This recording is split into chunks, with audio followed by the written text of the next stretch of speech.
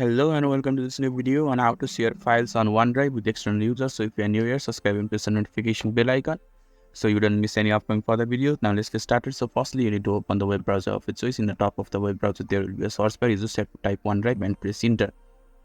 Now the source results will be shown to you. You just have to click on the first source result, that is Microsoft OneDrive, and the interface will be shown to you.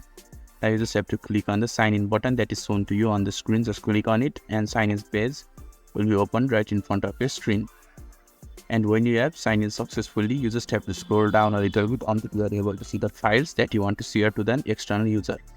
And when you have chosen the file that you want to share, you will be able to see an arrow button. So you just have to click on that and another pop-up box will appear right in front of your screen. So you just have to wait for a few seconds depending on your internet connection. And when this pop-up box is appeared right in front of your screen, you just have to type in the name, group or email of that person, and you can just send that particular file to that person, or you can just copy the link and send to that person. So this is how you can easily share files on OneDrive with external users. So if this video is helpful to you, don't forget to leave a like button. Thank you.